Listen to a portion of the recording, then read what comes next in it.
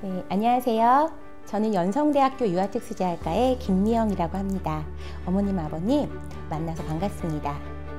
저는 현재는 대학생들을 가르치고 있지만 과거에는 5년 정도 의정부 삼성어린이집에서 특수교사로 근무한 적이 있습니다. 어린이집 교사 경력을 가진 교수가 부모님들께 학령기 아동에 대해서 설명한다고 하면 조금 의아하신 분도 계시겠지만 저는 많은 아이들을 졸업시켰고 또한 그 졸업한 아이들이 현재 다양한 학교군에 다니고 있습니다. 저는 많은 학생들을 초등학교에 진학시키고 그리고 현재까지 그 아이들이 다양한 학령기에 소속되어 있기 때문에 부모님들과 그 아이들에 대해서 고민해보고 함께 이야기를 나눈 경험이 많습니다. 이러한 경험을 그리고 함께 고민한 내용을 부모님들과 나누고 싶습니다. 모두 다 특수교육을 받을 수 있는 건 아닙니다. 장애 등록이 되어 있다고 하더라도 특수교육 대상 아동으로 선정되셔야 하는데요. 만약에 아동이 신체적으로, 지적으로, 그리고 정서적으로, 사회적으로 현저한 어려움이 있거나 일반 학교의 교육체제나 시설을 이용하는 데 어려움을 가진다면 가까운 특수교육지원센터에 아동의 진단과 평가를 의뢰하시면 됩니다. 특수교육지원센터는 이렇게 의뢰받은 아동에 대해서 심사를 하게 되고요.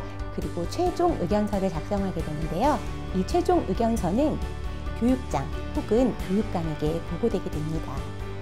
이를 보고받은 교육장은 특수교육 대상자로의 선정과 교육 지원 내용 그러한 것들을 결정하셔서 보호자에게 서면으로 통보하게 됩니다. 만약 아동이 특수교육 대상자로 선정되면 그 아이는 특수학교 또는 일반 학교의 특수학급, 일반 학급에 배치되어 아이에게 적절한 지원과 교육을 받을 수 있게 됩니다. 네, 먼저 특수학교는 특수교육 대상 학생들만을 위한 교육을 제공하는 곳이라고 할 수 있습니다. 그렇기 때문에 특수학교에서는 학생의 개별적인 특성과 요구를 보다 더 잘 고려한 개별화 교육 계획을 수립하여 운영할 수 있고 치료 지원과 여러 가지 특수교육 서비스도 함께 제공됩니다.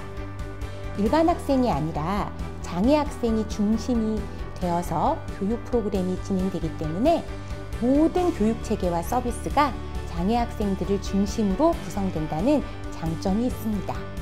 다음으로 일반 학교 특수학급은 통합교육을 지원하기 위해서 일반 학교에서 특수교육을 제공하는 것을 말합니다.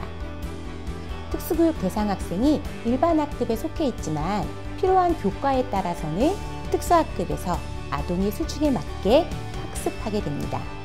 또한 일반 학급에서 비장애 또래들과 함께 생활하면서 또래들의 전형적인 발달 행동을 보고 배울 수 있다는 장점이 있습니다. 자녀에 대해서 너무 막연하게 생각하시는 게 아니라 구체적으로 자녀의 장애 관련 정보나 성격, 그리고 행동 특성 등을 구체적으로 서술하셔야 됩니다. 또한 아동의 현재 수준도 학교나 예전에 다녔던 치료실에서 작성되었던 개별화 교육계획안, 치료평가, 교육평가, 심리평가 결과 등을 준비하시는 것도 좋습니다. 또한 심부름을 시켰을 때와 같이 신변 처리 훈련의 정도 등에 대해서도 구체적으로 기술한다면 크게 도움이 됩니다.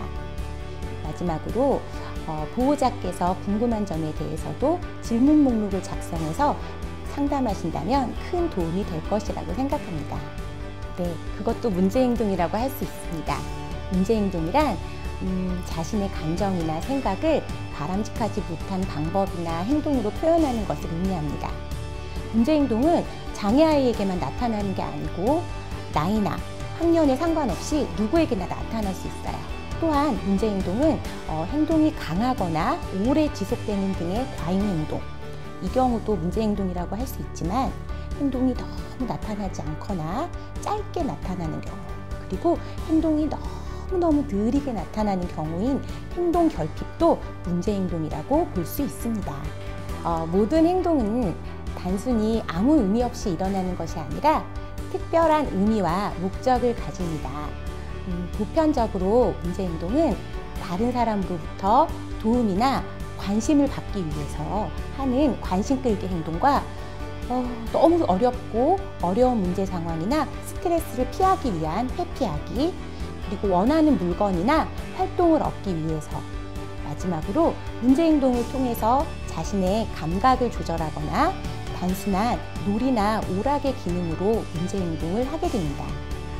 문제 행동의 대처 방안은 직접적으로 문제 행동에 대해서 중재를 하거나 혹은 행동을 둘러싼 전반적인 환경 체제를 바꾸는 긍정적 행동 지원의 방법으로 문제 행동을 대처할 수 있습니다.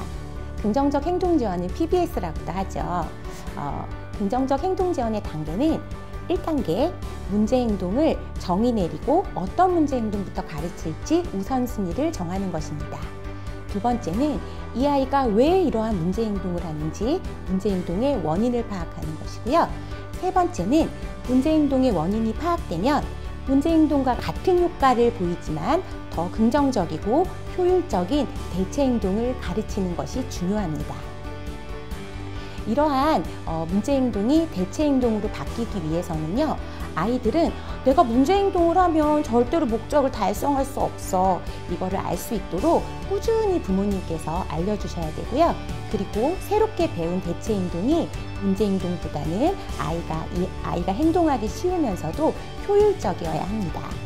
이러한 전반적인 과정이 매번 잘 진행되고 있는지에 대해서 항상 확인하셔야 되고, 문제 행동에 대한 지원 계획을 수정하고 그리고 보완하는 정교화하는 과정이 있어야 합니다. 그리고 문제 행동 지원에서 가장 중요한 것은 교육기관과 가정이 협력해야 된다는 것입니다. 가급적 그런 일이 발생해서는 안 되지만 만약에 그런 일이 발생했다면 몸을 씻지 않은 채로 가능한 빨리 산부인과로 가셔야 합니다. 산부인과에 가셔서는 정액을 채취하고 성병 검사를 하고 임신 여부를 파악하고 B형 간염 검사를 실시하고 질 파괴 검사를 실시합니다. 또한 타상품 예방 접종도 하셔야 됩니다. 만약 몸에 멍이나 상처가 있을 경우에는 사진을 찍어주시면 됩니다. 그때에는 가급적 얼굴이 안 나오게 촬영하시는 게 좋고요. 사고 당시에는 상처가 나타나지 않다가 시간이 지나면서 나타날 수 있게 되거든요. 그럴 때는 지속적으로 관찰하셔서 사진을 남겨두시는 것이 좋습니다. 또한 피해 당시에 입었던 겉옷, 속옷과 같은 증거물들을 코팅되지 않은 종이 봉투에 보관하셔야 됩니다. 조사를 다 마친 후에는 피해 학생의 치료, 상담, 보호 등의 조치를 위해서 전국의 해바라기 센터와 같은 전문기관에서 치료상담, 보호와 같은 조치를 받을 수 있습니다. 만약 발달장애 학생이 성폭력을 당했을 경우에는 전국의 해바라기 센터 등을 통해서 신고하시면 되는데요.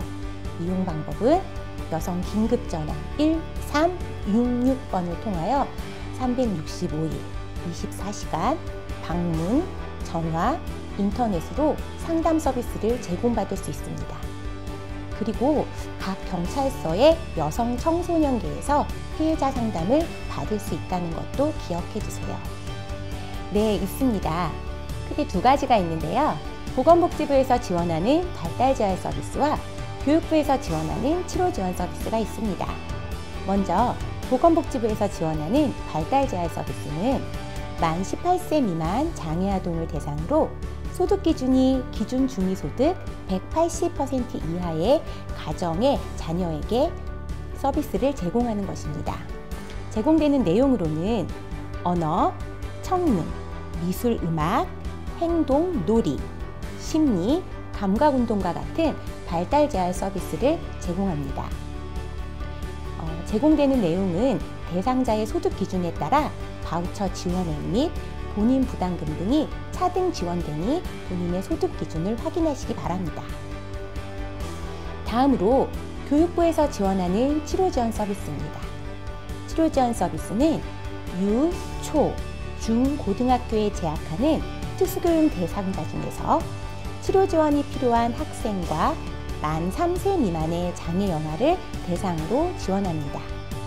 지원되는 내용은 물리치료, 작업치료, 언어치료, 청능치료, 미술치료, 음악치료, 행동치료, 놀이치료, 심리운동 치료, 그리고 감각 통합 치료 등이 있습니다. 지원 금액은 월 12만 원으로 하루에 3만 원 이내에서 횟수에 제한 없이 이용이 가능합니다. 단, 기억하셔야 될 것이 있는데요. 교육부의 치료 지원 서비스와 보건복지부의 발달 재활 서비스 바우처를 모두 이용하는 것은 원칙적으로 금지되어 있습니다.